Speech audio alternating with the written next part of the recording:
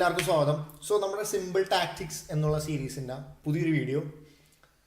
നമ്മൾ football match കാണുന്ന സമയത്ത് മിക്ക ആൾക്കാരും കൂടുതൽ പേരും ഫുട്ബോൾ മാച്ച് ആസ്വദിക്കുന്നവരായിരിക്കും. കൂടുതൽ അതിൻ്റെ ടാക്ടിക്കൽ സൈഡ്, ആ മാച്ചിൻ്റെ അകത്ത് എന്താ നടക്കണതെന്ന് പറ്റിയോ അതിനെപ്പറ്റി ഒന്നും നമ്മൾ ചിന്തിക്കാറില്ല കൂടുതലായിട്ട്. അങ്ങനെ കൂടുതലും എന്താ പറയുക, ഒരു ടീം നമ്മൾ നോക്കുന്ന സമയത്ത് ഒരു ടീം കൂടുതൽ ബോൾ കയ്യിൽ വെച്ച് കളിക്കുന്നു, മറ്റൊരു ടീം അധികം ബോൾ വെച്ച് കയ്യിൽ വെച്ച് കളിക്കുന്നില്ല, മറ്റൊരു ടീം ബോൾ കയ്യിൽ കിട്ടുന്ന സമയത്ത് പെട്ടെന്ന് അറ്റാക്ക് ചെയ്യുന്നു. അങ്ങനെ different phases of football match. അതാണ് നമ്മൾ ഇന്ന് സംസാരിക്കാൻ പോകുന്നത്. വേറൊന്നുമല്ല, ഒരു ഫുട്ബോൾ മാച്ചിൻ്റെ ഡിഫറെൻറ്റ് ഫേസസിനെ പറ്റി സംസാരിക്കുകയാണെന്നുണ്ടെങ്കിൽ 5 ഫേസസ് ഉണ്ട്, എസ്പെഷ്യലി ഒരു ഫുട്ബോൾ മാച്ചിൻ്റെ അകത്ത് നടക്കുന്നത്. അതിൽ ഒന്നാമത്തത് പൊസഷൻ ഫേസ്, രണ്ടാമത്തത് ഔട്ട് ഓഫ് പൊസഷൻ ഫേസ്, മൂന്നാമത്തത് ഒഫൻസീവ് ട്രാൻസിഷൻ, നാലാമത്തത് ഡിഫെൻസീവ് ട്രാൻസിഷൻ, അഞ്ചാമത്തത് സെറ്റ് പീസുകൾ. ഇതെല്ലാം ഡീറ്റെയിൽ ആയിട്ട് നമുക്ക് സംസാരിക്കാം. പക്ഷേ ഡീറ്റെയിൽ ആയിട്ട് എന്ന് പറയുമ്പോൾ ഭയങ്കര ഇൻഡെപ്തിലല്ല, നമ്മൾ സിമ്പിളായിട്ട് നമുക്ക് ഇനി ഇതിനെപ്പറ്റി കേൾക്കുന്ന സമയത്ത് അല്ലെങ്കിൽ ഒരു ഫുട്ബോൾ മാച്ച് നടക്കുന്ന സമയത്ത് നമുക്ക് കാണുന്ന സമയത്ത് മനസ്സിലാവണം, ഓക്കെ ഇത് ഇന്ന സംഭവമാണ് എന്നുള്ളത്. നമുക്ക് പൊസഷൻ ഫേസ്, അതിൻ്റെ അകത്ത് എന്തൊക്കെയാണ് വരുന്നത്, എന്താണ് സംഭവിക്കുന്നത് എന്നുള്ളത് നോക്കാം. പൊസഷൻ ഫേസിനെ പറ്റി പറയുമ്പോൾ ഒരു ഫുട്ബോൾ പിച്ചിനെ നമുക്ക് 3 കാറ്റഗറി ആയിട്ട് തിരിക്കേണ്ടി വരും. അതായത് ബിൽഡപ്പ്, പ്രോഗ്രഷൻ, ഫിനിഷ്. അങ്ങനെ 3 കാറ്റഗറി ആയിട്ട് നമുക്ക് ആ ഫുട്ബോൾ പിച്ചിനെ ഡിവൈഡ് ചെയ്യേണ്ടി വരും പൊസഷൻ ഫേസിൻ്റെ അകത്ത്. ഇതിൻ്റെ അകത്ത് ബിൽഡപ്പ് എന്ന് പറയുമ്പോൾ ചില മാനേജേഴ്സ് ആക്ച്വലി ബിൽഡപ്പ് പ്ലേയിൽ ഈ ഒരു ഫേസിൻ്റെ അകത്ത്, ഈ ഒരു കാറ്റഗറിയുടെ അകത്ത് എന്താണ് ചെറിയ പാസുകൾ യൂസ് ചെയ്തിട്ട്, ഷോർട്ട് പാസുകൾ യൂസ് ചെയ്തിട്ട് എന്താണ് ബോൾ പ്രോഗ്രസ് ചെയ്യാനായിട്ട് ഉദ്ദേശിക്കും. പക്ഷേ ചില മാനേജേഴ്സ് ഈ ബിൽഡപ്പ് ഫേസ് കംപ്ലീറ്റ്ലി, ഈ ബിൽഡപ്പ് കാറ്റഗറി കംപ്ലീറ്റ്ലി കട്ട് ചെയ്തിട്ട് നേരെ പ്രോഗ്രഷൻ ഇതിലേക്ക് പോകും. അപ്പോൾ ഈ പ്രോഗ്രഷനിലേക്ക് പോകണമെന്ന് വെച്ചിട്ടുണ്ടെങ്കിൽ നമ്മൾ ശ്രദ്ധിച്ചാൽ മതി, ചില ഫുട്ബോൾ മാച്ചുകളിൽ ഗോൾ കീപ്പേഴ്സ് ഔട്ട് കിക്ക് എടുത്തുകൊണ്ട് നേരെ ഡിഫൻസിൻ്റെ മുകളിലൂടെ ഏകദേശം മിഡ്ഫീൽഡിൻ്റെയും അവർ അറ്റാക്കിങ്ങിൻ്റെ ആ ഭാഗത്തേക്ക് ബോൾ ഹൈ കിക്കുകളൊക്കെ എടുത്തുകൊണ്ട് മാത്രം കളിക്കുന്നു, ഷോർട്ട് ആയിട്ട് കളിക്കാണ്ട്, ഷോർട്ട് പാസുകൾ ബാക്കിൽ നിന്ന് ബിൽഡപ്പ് ചെയ്ത് കളിക്കാണ്ട്. പക്ഷെ ഇപ്പം അങ്ങനെയുള്ളത് വളരെ കുറവാണ് നമ്മൾ കണ്ടുകൊണ്ടിരിക്കുന്നത്. കൂടുതലും എന്താണ് ബാക്കിൽ നിന്ന് തന്നെ ബിൽഡപ്പ് പ്ലേ എടുത്ത് ചെറിയ പാസുകളൊക്കെ എടുത്ത് അങ്ങനെ ബിൽഡപ്പ് ചെയ്തിട്ടുള്ള രീതിയാണ്. അടുത്തതാണ് പ്രോഗ്രഷൻ ഫേസ്. ഈ പ്രോഗ്രഷൻ ഫേസിൻ്റെ അകത്താണ് ഏറ്റവും കൂടുതൽ ടാക്ടിക്കൽ ഡുവൽസ് നടക്കണമെന്നാണ് പറയണത്.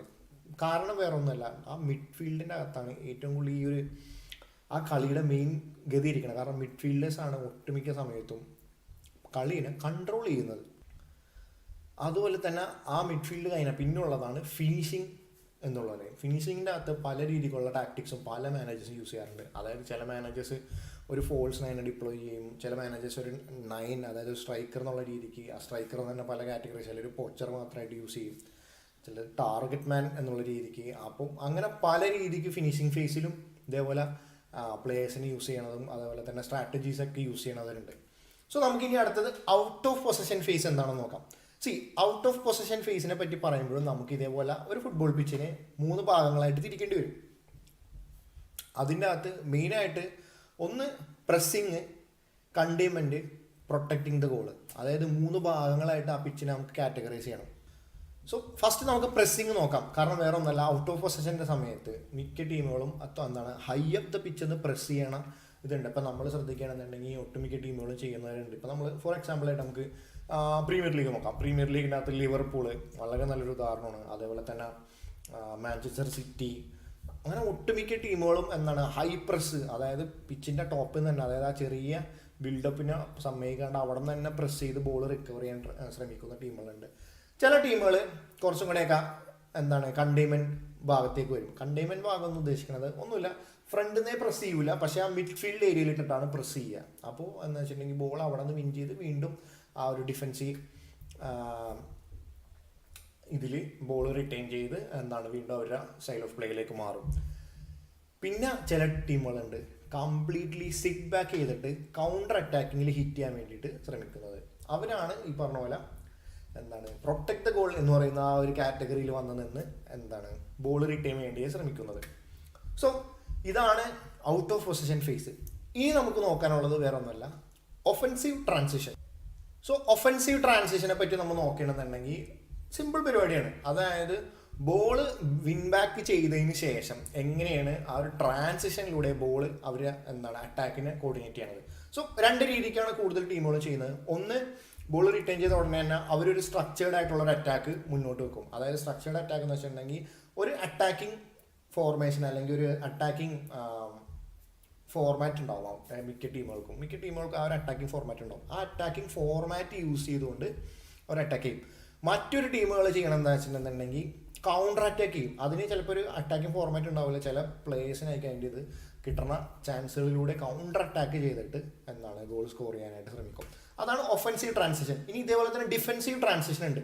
അതായത് ഡിഫെൻസീവ് ട്രാൻസിഷൻ എന്നുകൊണ്ട് ഉദ്ദേശിക്കുന്നത് എന്താ വെച്ചിട്ടുണ്ടെന്നുണ്ടെങ്കിൽ ഒരു ബോള് നമ്മുടെ ടീമിൽ നിന്ന് ലൂസായി, അതായത് പൊസഷൻ പോയാൽ ഉടനെ തന്നെ അത് ഡിഫെൻസീവ് ട്രാൻസിഷൻ്റെ ഭാഗമായിട്ട് നമ്മൾ ആ ബോൾ റിക്കവർ ചെയ്യാൻ ശ്രമിക്കും. അപ്പോൾ റിക്കവർ ചെയ്യാൻ ശ്രമിക്കുന്നതിനെ പറ്റി നേരത്തെ നമ്മൾ പറഞ്ഞില്ലേ, അതായത് pressing high up the pitch press ചെയ്തിട്ട് ചെയ്യുന്ന ടീമുകളുണ്ട്. അത് അപ്പം തന്നെ പ്രസ് ചെയ്ത് എന്താണ് ബോൾ വിൻ ബാക്ക് ചെയ്യുന്ന ടീമുകളുണ്ട്. അതോടൊപ്പം തന്നെ വേറെ ടീമുകളുണ്ട് കുറച്ച് റീഗ്രൂപ്പ് ചെയ്ത്, അതായത് അവരുടെ പൊസിഷൻ വേഗം റീഗ്രൂപ്പ് ചെയ്തിട്ട് ഹോൾഡ് ചെയ്ത് കണ്ടെയ്ൻ ചെയ്തുകൊണ്ട് ബോൾ വിൻ ബാക്ക് ചെയ്യാൻ വേണ്ടി ശ്രമിക്കുന്നത്. ഇത് രണ്ടിനും ഉദാഹരണങ്ങളുണ്ട്. എസ്പെഷ്യലി പ്രസ് ചെയ്ത് നോക്കണമെന്നുണ്ടെങ്കിൽ ഗേഗൻ പ്രസ്സിങ് ഒരു വളരെ നല്ല ഉദാഹരണമാണ്. അതുപോലെ തന്നെ ലിവർപൂൾ ടീം വളരെയധികം യൂസ് ചെയ്യുന്ന കാര്യമാണ്. രണ്ടാമത്തത് ഡിഫൻസീവിൻ്റെ നമുക്ക് ഉദാഹരണം നോക്കുകയാണെന്നുണ്ടെങ്കിൽ ഡിയാഗോ സിമിയോണിയുടെ അത്ലറ്റിക്കോ മാഡ്രിഡ്, അതായത് അവർ എന്താണ് ഔട്ട് ഓഫ് പൊസിഷൻ ആയിട്ടുണ്ടെന്നുണ്ടെങ്കിൽ അപ്പോൾ തന്നെ കുറച്ച് കണ്ടെയ്ൻമെൻറ്റ് ഏരിയയിലേക്ക് വന്നിട്ട് അവിടെ നിന്നുകൊണ്ട് ബോൾ അത് റീഗ്രൂപ്പ് ചെയ്ത് പൊസിഷൻ റീഗ്രൂപ്പ് ചെയ്തുകൊണ്ട് ബോൾ കണ്ടെയ്ൻമെൻറ്റ് ചെയ്ത് അവർ റിട്ടേൺ ചെയ്യാൻ നോക്കും. സോ ഇതാണ് ഡിഫെൻസീവ് ട്രാൻസിഷൻ. ഇനി നമുക്ക് നോക്കാനുള്ള ലാസ്റ്റ് ഭാഗമായ സെറ്റ് പീസുകൾ. സെറ്റ് പീസുകൾ നമ്മൾ കുറേ കണ്ടിട്ടുണ്ട്. അതായത് കോർണറുകൾ, അതുപോലെ എന്താണ് ഫ്രീ കിക്കുകൾ, അറ്റാക്കിംഗ് ഭാഗത്തുള്ള ഫ്രീ കിക്കുകൾ, ഇതെല്ലാം പല രീതിക്ക് യൂസ് ചെയ്യുന്ന ടീമുകളുണ്ട്. ഈ സെറ്റ് പീസുകളിൽ തന്നെ ഒഫൻസീവ് ടീമിൻ്റെയും ഡിഫെൻസീവ് ടീമിൻ്റെയും ട്രാൻസിഷൻ, അതായത് ട്രാൻസിഷൻ അല്ല, അതേപോലെ തന്നെ അവരുടെ സ്ട്രാറ്റജീസ് ഉണ്ട് വളരെയധികം. ചില ടീമുകൾ നമ്മൾ കോർണർ എടുക്കുന്ന സമയത്ത് കണ്ടിട്ടുണ്ട്. അതായത് ഷോർട്ട് കോർണർ, ഒരു പ്ലെയറിനെ അടുത്ത് വിളിച്ചിട്ട് ഷോർട്ട് കോർണർ എടുത്ത് അവിടെ നിന്ന് ഒരു ഇത് ഡുവോ ക്രിയേറ്റ് ചെയ്ത് ബോക്സിൻ്റെ അകത്ത് നിന്ന് എന്താണ് ബാക്കിൽ നിന്ന് ക്രോസ് വരുന്ന രീതിക്ക് ഇത് ചെയ്യും. ചില ടീമുകൾ ഡയറക്റ്റ്ലി എടുക്കും. അതുപോലെ തന്നെ ഡിഫെൻസീവ് ആണെന്ന് നോക്കുകയാണെന്നുണ്ടെങ്കിൽ ചില ടീമുകൾ മാൻ മാർക്ക് ചെയ്യും കോർണറിൻ്റെ അകത്ത്, ചില ടീമുകൾ സോണൽ മാർക്കിംഗ് ചെയ്യും. സോ ഇതാണ് സെറ്റ് പീസുകളിലൊക്കെ സംഭവിക്കുന്നത്. ഇതിനെല്ലാം അവർക്ക് ഡിഫറെൻറ്റ് സ്ട്രാറ്റജികളുണ്ട്. സോ ഇതാണ് നമ്മൾ പറഞ്ഞത് ഡിഫറെൻറ്റ് ഫേസസ് ഓഫ് ഫുട്ബോൾ. ഇനി നമുക്ക് ഒരു ഫുട്ബോൾ മാച്ച് നിങ്ങൾ കാണണമെന്നുണ്ടെങ്കിൽ ഡെഫിനറ്റ്ലി നിങ്ങൾക്ക് ഇതെല്ലാം ഓർമ്മ വരും. ഇത് ഈ വീഡിയോ നിങ്ങൾ ഫുള്ള് കാണണമെന്നുണ്ടെങ്കിൽ സ്വാഭാവികമായിട്ട് അടുത്ത ഫുട്ബോൾ മാച്ച് കാണുന്ന സമയത്ത് നിങ്ങൾക്ക് ഈ ഭാഗങ്ങളെ പറ്റിയൊക്കെ ഓർമ്മ വരും.